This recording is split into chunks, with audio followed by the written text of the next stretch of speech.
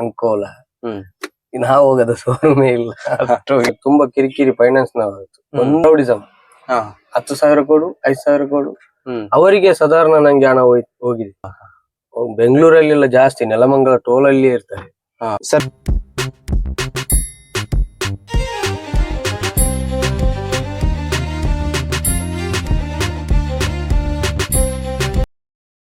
ನಮಸ್ತೆ. ನಮಸ್ತೆ. ನಿಮ್ಮ ಹೆಸರು? ಇರ್ಫಾನ್. ಇರ್ಫಾನ್ ಅಂತ. ಎಷ್ಟು ವರ್ಷದಿಂದ ಗಾಡಿ ಓಡಿಸ್ತಾ ಇದೀರಾ ಸರ್ ನೀವು? ಒಂದು 14 ವರ್ಷ ಆಯ್ತು. 14 ವರ್ಷ. ಯಾವ ಊರು ಸರ್ ನಿಮ್ದು? ಮಂಗಳೂರು. ಮಂಗಳೂರಲ್ಲಿ ಬಿಸಿ ರೋಡ್ ಕೈಕಂಬ. ಬಿಸಿ ರೋಡ್. ಹೇಗ್ ಕಲ್ತಿದ್ದು ಸರ್ ಗಾಡಿ ನೀವು? ನಮ್ ದೊಡ್ಡಪ್ಪ. ಅವ್ರ ಜೊತೆಲಿ ಹೋಗ್ತಾ ಇದ್ರಿ ಗಾಡಿ? ಬಾಂಬೆಗೆ ಹೋಗ್ತಾ ಇದ್ದೆ. ಬಾಂಬೆ ರೂಟ್ ಹೋಗ್ತಾ ಇದ್ರಿ. ಅವ್ರದ್ದು ಯಾವ ಗಾಡಿ ಇತ್ತು? ಅವ್ರದ್ದು ಇದೆ ಇಕೋಮೆಂಟ್. ಕಾರ್ಗೋ ಅಂತ ಇತ್ತು, ಇವಾಗ ಇಕೋಮೆಂಟ್ ಆಯ್ತು. ಇಕೋಮೆಂಟ್ ಇದೆ. ಎಷ್ಟು ವರ್ಷದಿಂದ ನೀವು ಗಾಡಿ ಓಡಿಸಕ್ ಶುರು ಮಾಡಿದ್ದು? ಒಂದು 3 ವರ್ಷ ಕ್ಲೀನರ್ ಆಗಿದ್ದೆ. ಆದ್ಮೇಲೆ ಗಾಡಿ ಆಮೇಲಿಂದ ಗಾಡಿ ಓಡಿಸ್ತಾ ಇದ್ರಿ. ಈಗ ನೀವ್ ಯಾವ್ಯಾವ ರೂಟ್ ಓಡಿಸಿದ್ದೀರಾ ಸರ್ ಇವಾಗ ಇದೆ ಮೈಸೂರು, ಬೆಂಗಳೂರು, ಹುಬ್ಳಿ. ಆಲ್ಮೋಸ್ಟ್ ಅರ್ಧ ಕರ್ನಾಟಕ, ಫುಲ್ ಕರ್ನಾಟಕ ಓಡಿಸ್ತೀರಾ. ಈಗ ನಿಮ್ದು ಇಕೋಮೆಂಟ್ ಗಾಡಿ ಯಾವ್ಯಾವ ರೂಟ್ ಓಡಿಸ್ತಾ ಇದೀರಾ ಇದನ್ನ? ಇವಾಗ ಇದೆ ಮಂಗಳೂರು, ಮೈಸೂರು ಈ ತರ. ಮೈಸೂರು ಟು ಮಂಗಳೂರು ಅಷ್ಟೇ ಓಡಾಡೋದು? ಬೆಂಗಳೂರಿಗೆ ಹೋಗ್ತೇನೆ, ಇದ್ರೆ ಲೋಡ್ ಇದ್ರೆ ಹೋಗ್ತೇನೆ, ಇಲ್ಲಾಂದ್ರೆ ರೆಗ್ಯುಲರ್ ಜಾಸ್ತಿ ಬರೋದು ಮೈಸೂರು ಮಾತ್ರ. ಯಾವ್ಯಾವ ಲೋಡ್ ಹಾಕ್ತೀರಾ ಈ ಗಾಡಿಗೆ? ಇದೆ ಪಾಮ್ ಆಯಿಲ್, ಮೈದಾ. ಹೋಗುವಾಗ ಮೈದಾ ಸಿಗುತ್ತೆ, ಬರುವಾಗ ಪಾಮ್ ಆಯಿಲ್. ಎಲ್ಲಿಂದ ಪಾಮ್ ಆಯಿಲ್ ಲೋಡು? ಅದು ಬೈಕಂಬಾಡಿ ಬೋಲಾಸ್. ಅಲ್ಲಿ ಮಂಗಳೂರಿಂದಾನೆ? ಮಂಗಳೂರಿಂದ ಮೈಸೂರು ಸನ್ಪ್ಯೂರ್ ಆಯಿಲ್.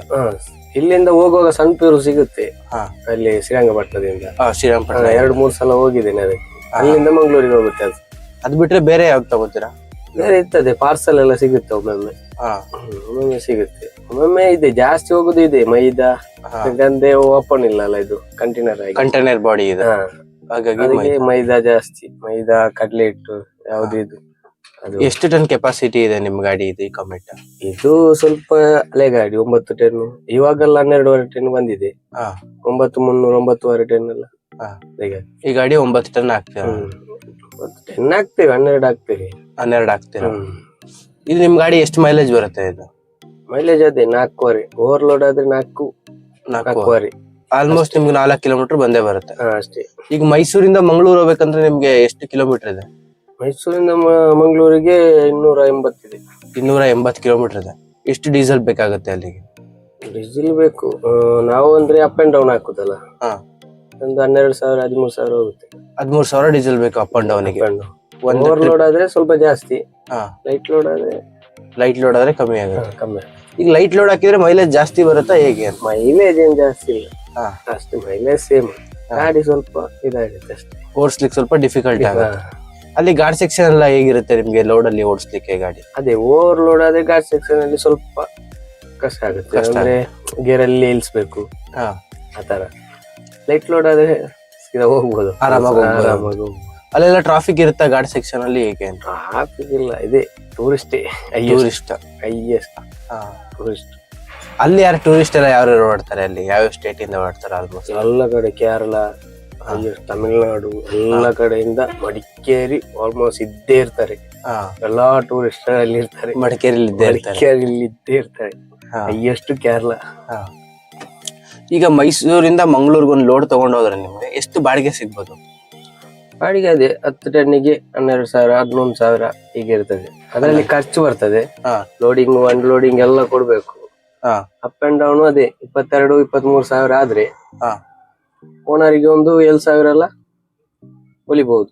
7,000 ಒಂದು ಟ್ರಿಪ್ ಗೆ ಎಷ್ಟು ದಿನ ಬೇಕಾಗ್ತದೆ ನಿಮ್ಗೆ? ಹಾಗಾದ್ರೆ ಒಂದು ಟ್ರಿಪ್ ಅಂದ್ರೆ ಅಲ್ಲಿಂದ ಬರುವಾಗ ಇಲ್ಲಿ ಇವತ್ತೇ ಲೋಡ್ ಆದ್ರೆ ರಿಟರ್ನ್ ಮಂಗಳೂರು ಒಂದು 2-3 ದಿವಸ ಬೇಕಾಗುತ್ತೆ.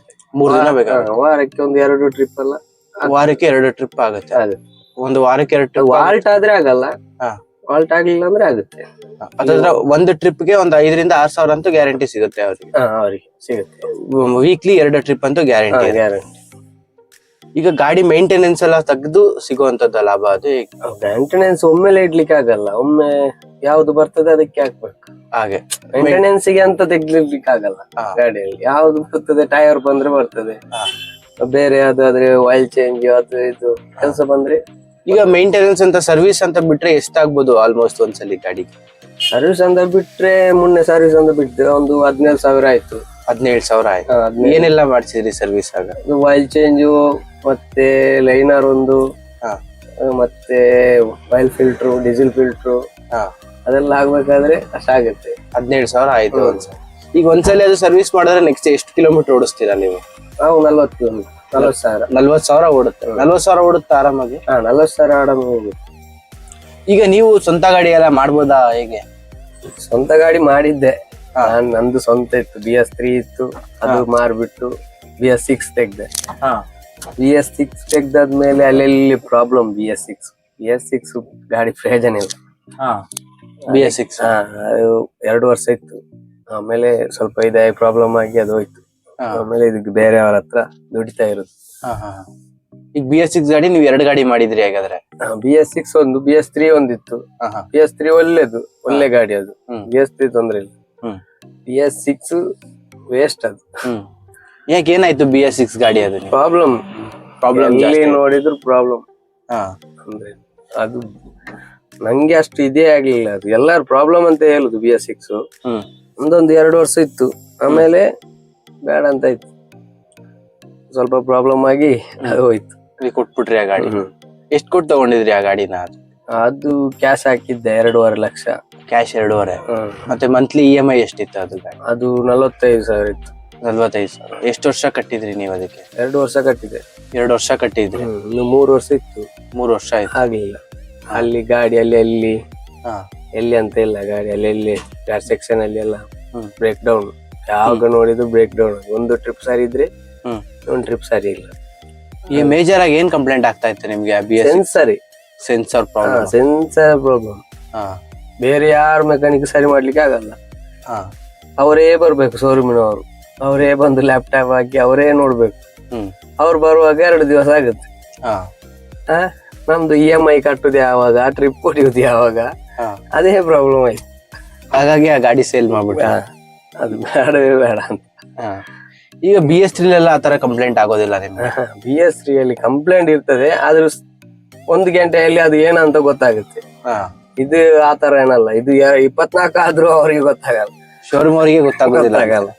ಅವ್ರು ಮಾಡ್ತೇನೆ ಇರಿ, ನೋಡ್ತಾರೆ ಇರಿ, ನಮ್ದೇ ಗೊತ್ತಾಗುತ್ತೆ. ನಮ್ದು ಗಾಡಿ ನಂಬರ್ ಹಾಕಿದ್ರೆ ಎಲ್ಲ ಬರ್ತದೆ. ಎಷ್ಟು ಶೋರೂಮ್ ಹೋಗಿದ್ದಾನೆ ಅವನು, ಎಷ್ಟು ಶೋರೂಮ್ ಅಲ್ಲಿ ಇತ್ತು ಈ ಗಾಡಿ ಎಲ್ಲ ಗೊತ್ತಾಗುತ್ತೆ. ಯಾಕೆಂದ್ರೆ ಯಾವ್ದಿಲ್ಲ, ಸೆನ್ಸರ್ ಪ್ರಾಬ್ಲಮ್, ಸೆನ್ಸರ್ ಅದ್ರಲ್ಲಿ. ಅದ್ ಬಿಟ್ರೆ ಬೇರೆ ಕಂಪ್ಲೇಂಟ್ ಏನಿಲ್ಲ? ಬೇರೆ ಏನಿಲ್ಲ. ಪಿಕಪ್ ಡೌನ್, ಸೆನ್ಸರ್ ಯಾವ್ದು ಹೋದ್ರು ಪಿಕಪ್ ಡೌನ್ ಆಗುತ್ತೆ. ಅದೊಂದು ಕಂಪ್ಲೇಂಟ್ ಬಿಟ್ಟು ಇನ್ನೆಲ್ಲ ಚೆನ್ನಾಗಿ ಓಡುತ್ತೆ. ಗಾಡಿ ಒಳ್ಳೆ ಉಂಟು. ಕಂಪ್ಲೇಂಟ್ ಒಂದಿ ಸೆನ್ಸರ್ ಕಂಪ್ಲೇಂಟ್, ಅಲ್ಲೆಲ್ಲಿ ನಿಂತ್ಕೊಂಡ್ ಬಿಡ್ತು. ಎಲ್ಲೋದ್ರು ರೆಡಿ ಮಾಡಕ್ ಆಗ್ಲಿಲ್ಲ ಗಾಡಿ. ಎಲ್ಲಿ ಅದು ಎಷ್ಟು ಶೋರೂಮ್ಗೆ ಹೋಗಿದ್ದೇನೆ, ಅದ್ರಲ್ಲಿ ಎಲ್ಲ ಕಡೆ, ಬ್ಯಾಂಗ್ಳೂರು, ತುಮಕೂರು, ಡಾಬಸ್ಪೇಟೆ, KR-ಪುರಂ, ಎಲೆಕ್ಟ್ರಾನಿಕ್ ಸಿಟಿ, ಚಂದಾಪುರ, ಎಲ್ಲಾ ಕಡೆ ಶೋರೂಮ್ ಹೋಗಿದೆ. ಪುತ್ತೂರು, ಅಂಕೋಲ, ನಾವು ಹೋಗದ ಶೋರೂಮೇ ಇಲ್ಲ, ಅಷ್ಟು ಹೋಗಿದೆ.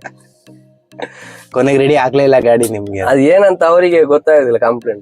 ಕಂಪ್ಲೇಂಟ್ ಒಂದು ಸಾರಿ ಆದ್ರೆ ಒಂದು ಅದು ಸರಿ ಮಾಡ್ತಾರೆ, ಇನ್ನೊಂದು ಇದು ಮಾಡ್ತಾರೆ. ಆತರ ಕೊನೆಗೆ ಗಾಡಿ ಸೇಲ್ ಮಾಡಿದ್ರಿ? ಅದು ಸೇಲ್ ಮಾಡ್ಲಿಲ್ಲ, ಇದಾಯ್ತು, ಫೈನಾನ್ಸ್ ಸೀಸ್ ಆಯ್ತು. 2 ವರ್ಷ ಇದು ಮಾಡಿದೆ EMI, ಮತ್ತೆ ಆಗ್ಲಿಲ್ಲ. ಇದು ಪ್ರಾಬ್ಲಮ್ ಆಯ್ತು. ಈಗ ಫೈನಾನ್ಸ್ ಅವ್ರು ಸೀಸ್ ಮಾಡಿದ್ರೆ ನಿಮ್ಗೆ ಲಾಸ್ ಅಲ್ವಾ ಅದು ಗಾಡಿ? ಫೈನಾನ್ಸ್ ಅವರಿಗೆ ನಾನೇ ಕೊಟ್ಟದ್ದು. ನೀವೇ ಕೊಟ್ಟಿದ್ದ ಗಾಡಿನ? ಯಾಕಾಗೆ? ಅದು ಇಟ್ಕೊಂಡು ಏನ್ ಮಾಡುದು, ಎಲ್ಲಾ ಇದ್ದ ಬಂಗಾರದ ಎಲ್ಲ ಅಡೆಟ್ಟು EMI ಹಾಕಿ ಮತ್ತೇನ್ ಮಾಡುದು, ಇನ್ನೆಲ್ಲಿಂದ ತರುದು? ಅಂದ್ರೆ ಫೈನಾನ್ಸ್ ಅವ್ರಿಗೆ ನೀವೇ ಫೋನ್ ಮಾಡಿ ತಗೊಂಡೋಗಿ ಅಂತ ಕೊಟ್ಟಿದ್ದ? ತಗೊಂಡೋಗಿ ಅಂತ ಹೇಳಿ, ಗಾಡಿ ಮನೆ ಹತ್ರನೇ ಇತ್ತು, ನಾನೇ ತಗೊಂಡೋಗಿ ಅವ್ರ ಯಾರಿಗೆ ಇಟ್ಟು ಬಂದು. ಮತ್ತೆ ಅಲ್ಲಿ ಫೈನಾನ್ಸ್ ಅವ್ರು 2-3 ಕಡೆ ಇದು ಮಾಡಿದ್ರು. ನಾನು ಪ್ರಾಬ್ಲಮ್ ಎಲ್ಲ ಹೇಳಿದ್ದೇನೆ. ಅವರು ಅಲ್ಲಿ ಏನ್ ಮಾಡಲ್ಲ, ಮಂಗ್ಳೂರಲ್ಲಿ. ಬೇರೆ ಕಡೆ ಮೈಸೂರು ಬಂದ್ರೆ, ಬೆಂಗಳೂರಿಗೆ ಹೋದ್ರೆ ಎಲ್ಲ ಅಡ್ಡ ಹಾಕ್ತಾರೆ. ಅಡ್ಡ ಹಾಕಿ ತುಂಬಾ ಕಿರಿಕಿರಿ ಫೈನಾನ್ಸ್ ನವರು. ಒಂದು EMI ಬಾಕಿ ಆದ್ರೂ ಸಹ ಇದು ಮಾಡ್ತಾರೆ. ಒಂದು ಬಾಕಿ ಆದ್ರೂ ಹಿಡ್ಕೊಂಡು ಅವರ ರೌಡಿಸಮ್. 10,000 ಕೊಡು, 5,000 ಕೊಡು. ಅವರಿಗೆ ಸಾಧಾರಣ ನಂಗೆ ಹಣ ಹೋಗಿದೆ. ಅವ್ರಿಗೆ ಕೊಟ್ಟಿದ್ದುಂಟಾ ನೀವು ಫೈನಾನ್ಸ್? ಅವ್ರು ಬಂದ್ ಅಡ್ಡ ಹಾಕುದು, 4 ಜನ ಓಡ್ಲಿಕ್ಕೆ ಬರುದು, ತುಂಬಾ ಇದಾಗ್ತದೆ. ಬೆಂಗಳೂರಲ್ಲೆಲ್ಲ ಜಾಸ್ತಿ, ನೆಲಮಂಗಲ ಟೋಲ್ ಅಲ್ಲಿ ಇರ್ತಾರೆ, ಮೈಸೂರಲ್ಲಿ ಇರ್ತಾರೆ. ಈಗ ಆತರ ಏನಿಲ್ಲ, ಬೆಂಗಳೂರಲ್ಲಿ ಜಾಸ್ತಿ ಇದು ಮಾಡಿದ್ದಾರೆ. ಬೆಂಗಳೂರು, ಹುಬ್ಳಿ ಜಾಸ್ತಿ ಅದು. ಈಗ ನೀವು ಆ ಗಾಡಿ ಅದು ಅವರು ಸೀಸ್ ಮಾಡಿದ್ರಲ್ಲ, ಆ ಗಾಡಿಗೆ ನೀವು ಡೌನ್ ಪೇಮೆಂಟ್ ಮಾಡಿದ್ರಿ, ಮತ್ತೆ 1.5 ವರ್ಷ EMI ಕಟ್ಟಿದ್ರಿ 45,000. ಅದು ಅಮೌಂಟ್ ಯಾರು ರಿಟರ್ನ್ ಕೊಡ್ತಾರ ನಿಮ್ಗೆ? ಹೇಗೆ? ಇಲ್ಲ, ಏನು ಕೊಡೋದಿಲ್ಲ. ಈಗ ಅವ್ರು ಮಾರಿದ್ರೆ ಅಮೌಂಟ್ ರಿಟರ್ನ್ ಬರುತ್ತಲ್ಲ ಅವರಿಗೆ? ಬರುತ್ತೆ, ಅದು ಅಷ್ಟಕ್ಕೆ ಹೋಗಲ್ಲ, ಅವ್ರು ಕಮ್ಮಿಗೆ ಕೊಡ್ತಾರಲ್ಲ. ಕಮ್ಮಿಗೆ ಕೊಡ್ತಾರೆ. ಕಮ್ಮಿಗೆ ಕೊಡ್ತಾರೆ, ಮತ್ತೆ ನಮ್ ಕೈಯಿಂದ ಇಸ್ಕೊಳ್ತಾರೆ ವಾಪಸ್. ನಿಮ್ಮದನ್ನ ಸ್ವಲ್ಪ ಇಸ್ಕೊತಾರೆ. ಅದು ಇಷ್ಟಕ್ಕೆ ಹೋಗುತ್ತೆ, ನೀ ಡಿಫ್ರೆಂಟ್ ಅಮೌಂಟ್ ನೀ ಕೊಡ್ಬೇಕು. ಈಗ ನೀವು ಕೊಟ್ಟಿದ್ದುಂಟ ಗಾಡಿ ಸೇಲ್ ಆಗಿದೆಯಾ? ಅದು ಇದೆಯಾ? ಸೇಲ್ ಆಗಿದೆ, ಹೋಗಿದೆ. ಈಗ ನಿಮ್ಗೆ ಮತ್ತೆ ಕೇಳಿಲ್ಲ ಅವ್ರು ಯಾರು? ಇಲ್ಲ, ಕೇಳಿಲ್ಲ. ನಾವು ಇದು ಅದೇ ಕೋರ್ಟ್ ಅಲ್ಲಿ ಇದು ಮಾಡ್ತೇವೆ. ಕೋರ್ಟಿಗೆ ಕರೀತಾರೆ ನಿಮ್ಮನ್ನ? ಕೋರ್ಟಿಗೆ. ಈಗ ಏನ್ ಕರ್ದಿಲ್ಲ ಹಿಂದವೆ? ಟೋಟಲ್ ಆಗಿ ನಿಮ್ಗೆ ಫೈನಾನ್ಸ್ ಇಂದ ಲಾಸೇ ಅದು ನಿಮ್ಗೆ ಗಾಡಿ? ಲಾಸ್ ಅಂದ್ರೆ ಎಲ್ಲ ಲಾಸೇ ಆಗಿದ್ದ ಆ ಗಾಡಿಯಲ್ಲಿ. ಲಾಭ ಏನಾಗ್ಲಿಲ್ಲ, 1 ರೂಪಾಯಿ ತಗೊಂಡು ಹೋಗ್ಲಿಲ್ಲ ಮನೆ. ಈಗ ನಿಮ್ಗೆ ಡ್ರೈವಿಂಗ್ ಫೀಲ್ಡ್ ಬಂದ್ಮೇಲೆ ನಿಮ್ಗೆ ಖುಷಿ ಇದೆಯಾ ಈ ಕೆಲಸ ಮಾಡ್ತಾ ಇರೋದಕ್ಕೆ? ಡ್ರೈವಿಂಗ್ ಕೆಲಸ ಮಾಡ್ತಾ ಇರೋದು? ಡ್ರೈವಿಂಗ್ ಫೀಲ್ಡ್ ಅಂದ್ರೆ ನಮ್ಗೊಂದು ಖುಷಿ. ಅದೊಂದು ಇಷ್ಟಪಟ್ಟು ಮಾಡುವ ಕೆಲಸ ಅಂದ್ರೆ ಡ್ರೈವಿಂಗ್ ಮಾತ್ರ, ಬೇರೆ ಏನಿಲ್ಲ.